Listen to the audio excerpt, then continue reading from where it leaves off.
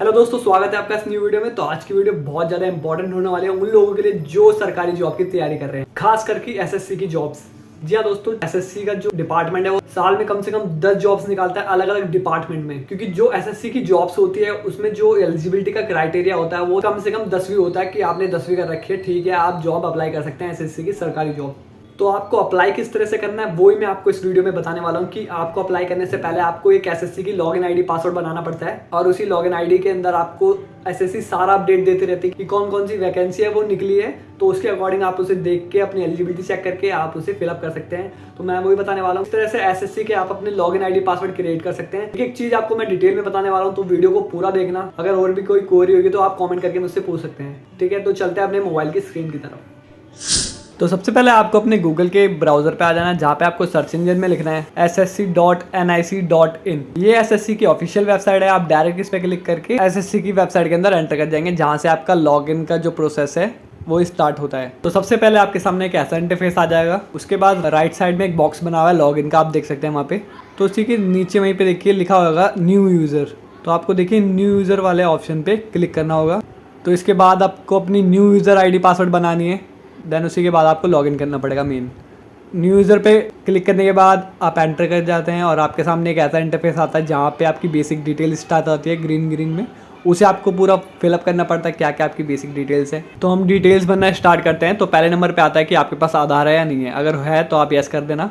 Then उसके बाद आपको दूसरे नंबर पे आधार कार्ड की नंबर डालना पड़ेगा। देन आपको अगेन वेरीफाई करना पड़ेगा आधार नंबर।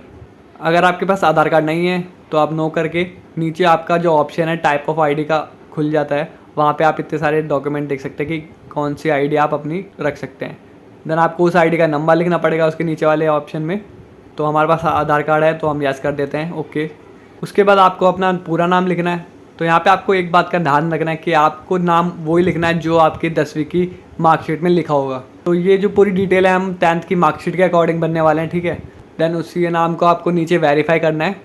उसके बाद आता है option have you ever change name. अगर आपने कभी नाम चेंज करा है तो यस कर देना और नया नाम लिख देना, अगर नहीं करा तो नो कर देना। उसके बाद आपको फादर का नेम लिखना है जो कि आपके 10th की मार्कशीट पे लिखा होगा, आपको वेरीफाई करना है। उसके बाद फादर का नेम। उसके बाद आपको मदर नेम लिखना है, वो भी आपकी 10th की मार्कशीट में लिखा होगा। उसके बाद आपको मदर का नेम वेरीफाई करना होगा सेम लिख कर। देन उसके बाद आ जाता है आपका डेट ऑफ बर्थ की आपकी 10th की मार्कशीट में डेट ऑफ बर्थ की आपको यहाँ पे वो फिलअप करनी है।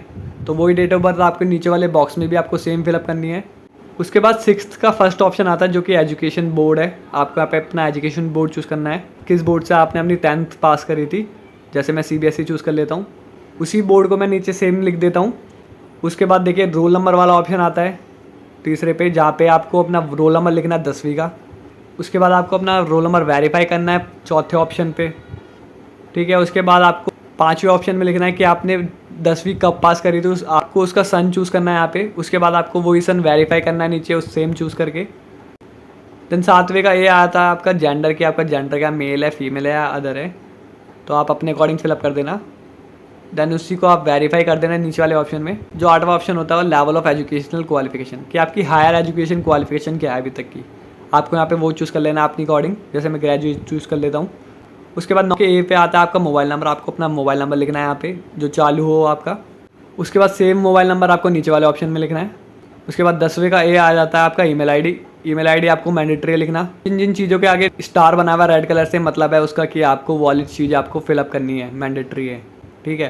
तो आपको ईमेल आईडी अगर आपको नहीं बनी तो जल्दी से जल्द आप अपनी ईमेल आईडी बनाइए। और ईमेल आईडी कैसे बनती है उसकी वीडियो का लिंक मैं डिस्क्रिप्शन में दे दूँगा, आप उसे जाके देख लेना, ठीक है। उसके बाद 10वें के बी पे आपको अपनी ईमेल को वेरीफाई करना है। सेम आपको ईमेल आईडी लिखनी पड़ेगी नीचे। और सबसे लास्ट का ऑप्शन है जो है आपका state UT of permanent address, कि आप कहाँ से बिलोंग करते हैं परमानेंटली, कहाँ पे रहते हैं आप। आपको अपना राज्य चुन लेना है अपने अकॉर्डिंग। तो यहाँ पे मैं दिल्ली से हूँ तो मैं दिल्ली बिलोंग कर देता हूँ। उसके बाद नीचे देखिए सेव का ऑप्शन आ रहा है, आपको सेव के ऑप्शन पे क्लिक कर देना है। देन आपके सामने एक ऐसा पॉपअप आएगा जहाँ पे आपको मोबाइल नंबर और अपनी ईमेल आईडी कंफर्म कर लेनी है, क्योंकि फाइनल सबमिशन से पहले आपके इसी मोबाइल नंबर और ईमेल आईडी पे आपका OTP आएगा जिसे आपको फिलअप करना पड़ेगा। उसके बाद आप कंफर्म कर देना। कंफर्म करने के बाद आपके सामने एक और पॉपअप आता है जहाँ पे लिखा होता है कि आपका जो बेसिक डिटेल है वो सेव हो चुकी है। और इसी के साथ उन्होंने रजिस्ट्रेशन नंबर और उसका पासवर्ड आपको मैसेज पे और साथ साथ ईमेल पे भी सेंड कर दिया होगा। देन उसके बाद आपको 14 दिन के अंदर आपको जो रजिस्ट्रेशन है वो पूरा कंप्लीट करना है, अदरवाइज आपका जो प्रोसेस है अपने आप ही डिलीट हो जाएगा। इसके बाद आपको देखिए यहाँ पे भी शो कर जाता है रजिस्ट्रेशन नंबर, आप इसका स्क्रीनशॉट ले सकते हैं। उसके बाद आप ओके पे क्लिक कर दीजिए, तो ये देखिए आप डायरेक्ट लॉगिन के पेज पे आ जाते हैं, जहाँ पे आपको अपना वही रजिस्ट्रेशन नंबर और पासवर्ड फिलअप करना है जो आपके मेल पे आया है या आपके फ़ोन के मैसेज पे आया है, दोनों सेम ही आते हैं, ठीक है। तो आपको उसे फिलअप करने के बाद आपको नीचे कैप्चा फिलअप कर देना है सेम टू सेम। उसके बाद देखिए लॉगिन का बटन नीचे शो कर रहा होता है, आपको उस पर क्लिक कर देना होता है। तो इसके बाद ये देखिए आपके सामने इंस्ट्रक्शन लिखा हुआ आ जाता है, dear candidate this is your first login, please change your password. तो यहाँ पे आपको अपना पासवर्ड चेंज करना पड़ेगा, मतलब कि आपको अपना पासवर्ड क्रिएट करना पड़ेगा खुद से। जो आपका ओल्ड पासवर्ड है आपको ओल्ड पासवर्ड वाले में फिलअप कर देना है। उसके बाद आपको न्यू पासवर्ड में आपको न्यू पासवर्ड क्रिएट करना है, और न्यू पासवर्ड स्ट्रॉन्ग होना चाहिए। कैसे बनाते हैं उसका एग्जाम्पल मैं स्क्रीन पे शो कर देता हूँ। जो न्यू पासवर्ड में आपको अपना नेम लिख देना है, नेम का जो पहला लेटर है आपको कैपिटल में लिखना है, ठीक है। उसके बाद आपको सिंबल लगाने, सिंबल आप @ लगा सकते हैं, हैशटैग लगा सकते हैं, कुछ भी लगा सकते हैं। देन उसके बाद आपको कुछ नंबर लिख देना है काउंटिंग, ठीक है, जैसे 1 2 3 4 कुछ भी आप अपने अकॉर्डिंग लिख सकते हैं, लेकिन इतना बड़ा भी मत लिखना कि आप उसे याद ना कर पाए, भूल जाए, ठीक है। तो कुछ भी पासवर्ड बनाओ आप, तो आपको अपनी पर्सनल नोटबुक में नोट करके रख लेना है या अपने फ़ोन के नोटबुक में नोट करके रख लेना है, ताकि आपको फ्यूचर में काम आ सके कि आप भूल ना पाए, ठीक है। तो न्यू पासवर्ड फिलअप करने के बाद आपको सबमिट वाले ऑप्शन पे नीचे क्लिक कर देना है। तो देखिए यहाँ पर आपका पासवर्ड है वो सक्सेसफुली चेंज हो जाता है, तो आपको दोबारा से लॉगिन करना पड़ता है। तो ये आपका फाइनल लॉगिन होता है, जहाँ पे आपको अपनी अदर्स डिटेल फिलअप करनी पड़ेगी।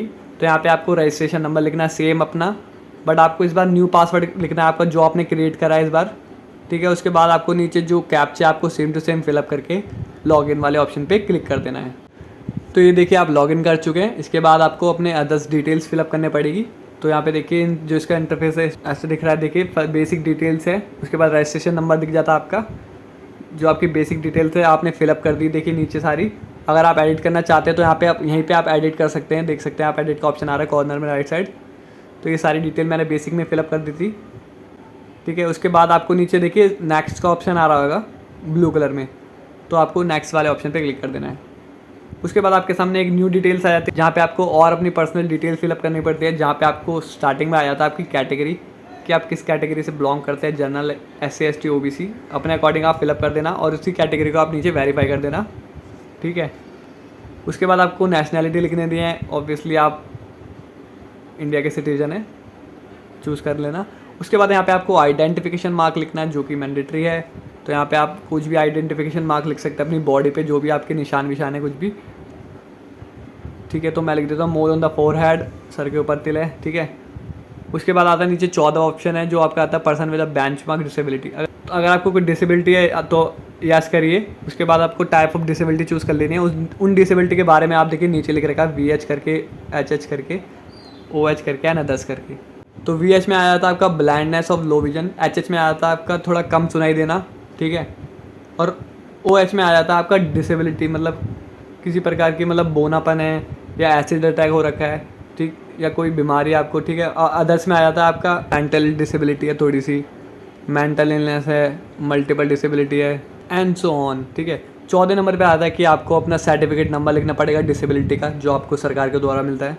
उसके बाद 15वें में A में आ जाता है आपका परमानेंट एड्रेस। तो यहाँ पे आपको अपना पूरा परमानेंट एड्रेस लिखना है, बट आपको याद रहे उस परमानेंट एड्रेस में किसी प्रकार का सिंबल नहीं आना चाहिए, ना किसी प्रकार का डैश आना चाहिए, ना कॉलर आना चाहिए, ना स्लैश आना चाहिए, ओके। बिल्कुल सिंपल वे में लिखना है, स्पेस दे के लिखना है, कोई दिक्कत नहीं है। पूरा लिखने के बाद आपको नीचे अपना राज्य चूज़ कर लेना है कि क्या आप किस राज्य से हैं, जैसे मैं दिल्ली चूज़ कर लेता हूँ। उसके बाद आपको डिस्ट्रिक्ट चूज़ कर लेना है कि आप कौन से डिस्ट्रिक्ट में हैं दिल्ली में, ईस्ट दिल्ली चूज़ कर लेता हूँ। उसके बाद आता है 15वां के D में एरिया का पिन कोड क्या है, वो आपको यहाँ पे फिलअप कर देना है।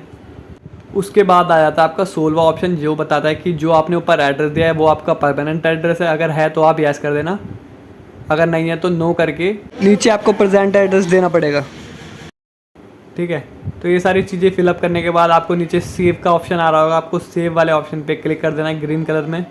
सेव करने के बाद आपकी डिटेल जो फाइनली सेव हो जाती है सक्सेसफुली, देन आपको यहाँ पे क्लोज वाले ऑप्शन पे क्लिक कर देना है। उसके बाद आपके सामने एक और डिटेल्स ओपन हो जाती है, जो कि होती है आपकी डिक्लेरेशन। तो यहाँ पे आपको डिक्लेरेशन पढ़ के आपको अपने डिक्लेरेशन पे चेकबॉक्स पे क्लिक करके आई एग्री करके आपको सबसे पहले टेक अ ड्राफ्ट प्रिंट पे क्लिक करना है, ताकि आप इस वाले पेज का एक प्रिंट आउट ले सके। ये आपके फ्यूचर रेफरेंस में काम आएगा, ठीक है। उसके बाद आपको बैक आ जाना वापस। तो बैक आने के बाद आपने अपना ड्राफ्ट प्रिंट आपने निकलवा लिया। उसके बाद आपको फाइनल सबमिट वाले ऑप्शन पे क्लिक कर देना है। तो यहाँ पे देखिए फाइनल सबमिट पे क्लिक करा जैसी, तो यहाँ पे आपके मोबाइल नंबर और ईमेल एड्रेस पे OTP गए हैं अलग अलग, बट आपको दोनों में से किसी एक को फिलअप करना है। तो जैसे मैं मोबाइल वाले OTP को फिलअप कर देता हूँ। उसके बाद आप देखोगे कि मैंने ईमेल वाला खाली छोड़ दिया OTP, क्योंकि उसकी ज़रूरत नहीं थी। तो मैंने उसके बाद कैप्चा फिलअप कर दिया सेम टू सेम, एंड आपके सामने देखिए फाइनल सबमिट पे मैं क्लिक कर देता हूँ। तो ये देखिए फाइनली जो मेरा पूरा प्रोसेस था वो फाइनली 100% जो कंप्लीट हो चुका है। You have completed your registration. ये देखिए आपके फ़ोन की स्क्रीन पे आपको रजिस्ट्रेशन नंबर भी शो कर रखा होगा। इसके बाद आपको ओके पे क्लिक कर देना। देखिए ये अगेन आपको रीडायरेक्ट कर देता है लॉगिन वाले पेज पे, जहाँ पे आपको फाइनली लॉगिन करके आप अपनी किसी भी जॉब्स के लिए अप्लाई कर सकते हैं। ये देखिए स्टार्टिंग में ही आपके जो होम पेज पे आ जाता है कि कौन कौन सी जॉब्स SSC निकालती रहती है। तो दोस्तों आपको इसी वाले पोर्टल पे पता लगेगा कि SSC ने कौन कौन सी न्यू जॉब्स निकाली है। आपको डे टू डे अपडेट रहना है इसके लिए। बाकी SSC की जॉब्स को अप्लाई कैसे करते हैं उसके लिए मैं वीडियो बनाता रहूँगा। और साथ साथ अगर आप चाहते हैं कि SSC के अलावा और भी बहुत सी सरकारी जॉब्स की डिटेल्स आपको मिलती रहे, तो उसके लिए भी मैं एक वीडियो लाऊंगा जल्दी ही, जहाँ पे आपको स्टेट एंड सेंट्रल की जो भी वैकेंसी है उसके बारे में पता रहेगा। तो दोस्तों ये था पूरा प्रोसेस। आई होप आपको पूरा प्रोसेस है जो समझ में आ चुका होगा। अगर आपको वीडियो अच्छी लगी होगी तो प्लीज़ इस वीडियो को लाइक करना। अगर आप चाहते हैं कि ऐसी इन्फॉर्मेटिव वीडियो आगे भी आते रहे तो प्लीज़ मेरे चैनल को सब्सक्राइब कर देना। तो मिलता है एक न्यू वीडियो में एक न्यू इन्फॉर्मेशन के साथ। तब तक के लिए बाय बाय, टेक केयर।